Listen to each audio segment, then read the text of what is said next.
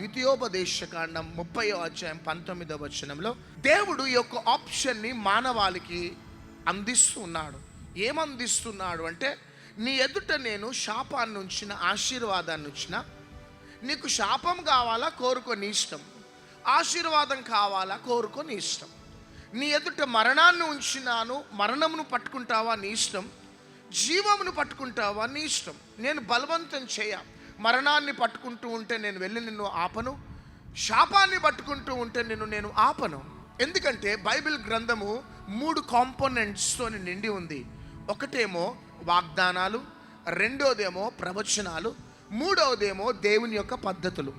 చాలాసార్లు క్రైస్తవులకి తెలిసింది ఏంటిదంటే, ఆ దైవజనుడు ప్రవచించినాడు, నా జీవితంలో జరుగుతుంది, దేవుడు నాకు ఈ వాగ్దానం చేసినాడు, ఇది జరుగుతుంది అని అనుకుని we will waste our time. మన సమయమునంతా కూడా వృధా చేసుకుంటాం. కానీ నీ జీవితంలో ప్రవచనం నెరవేరాలన్నా, వాగ్దానం నెరవేరాలన్నా దేవునికి కొన్ని పద్ధతులు ఉంటున్నాయి. హల్లెలూయా. అందుకనే చూడండి, రాజుల మొదటి గ్రంథం 9వ అధ్యాయం 1-5 చూస్తే, సొలొమోనుకి వాగ్దానం చేసినాడు. రెండోదిగా సొలొమోనుకి ఒక ప్రవచన వాక్కు రిలీజ్ అయింది. కానీ మీరు నేను చెప్పింది చేయకపోతే ఈ మందిరం మీద ఉన్న మహిమ నేను తొలగించేస్తాను. అంటే మీరు నా చిత్త ప్రకారం మీరు ఉన్నారా, మీరు దీవించబడతారు. గట్టిగా చప్పట్లు కొట్టండి అంత.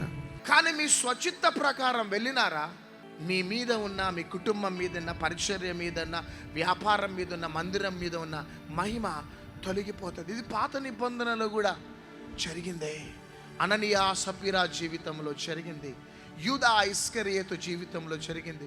ఎందుకు ఇలాంటి సభలు, ఎందుకు ఈ సోషల్ మీడియా ద్వారా దేవుడు ప్రతి నిత్యం, ప్రతి ఉదయం, సాయంత్రం మిమ్మల్ని తట్టుతున్నాడంటే, మరలా రీఅలైన్మెంట్ కావాలి. హల్లెలూయా.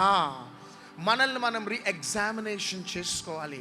ఎందుకంటే మరలా కోల్పోయినవన్నీ మరలా పరిశుద్ధాత్మ దేవుడు మనకి అనుగ్రహించబోతున్నాడు. One thing I want to tell you everybody, దేవునికి పక్షపాతం లేదు బిడ్డలు. రాజైన సొలొమోనుకి ఆ రూల్ పెట్టినాడంటే, మేము ప్రోటోకాల్ తప్పినాము అంటే మాకు కూడా ప్రమాదం, మీరు తప్పినారంటే మీకు కూడా ప్రమాదం. అందుకనే ప్రతి నిత్యము నీవు ఒకవేళ స్వచిత్త ప్రకారం పరిగెత్తుతున్నావా, మై సన్, మై డాటర్, దైవ చిత్తంలోనికి నువ్వు వచ్చేసాలి. దైవజనుడా, స్వార్థికుడా, నీ స్వచిత్త ప్రకారం నువ్వు పరిగెత్తుతున్నావా, మరలా నా చిత్తంలోకి రావాలని దేవుడి సభల ద్వారా, ఈ యొక్క సోషల్ మీడియా ద్వారా దేవుడు మనల్ని దర్శిస్తున్నాడు.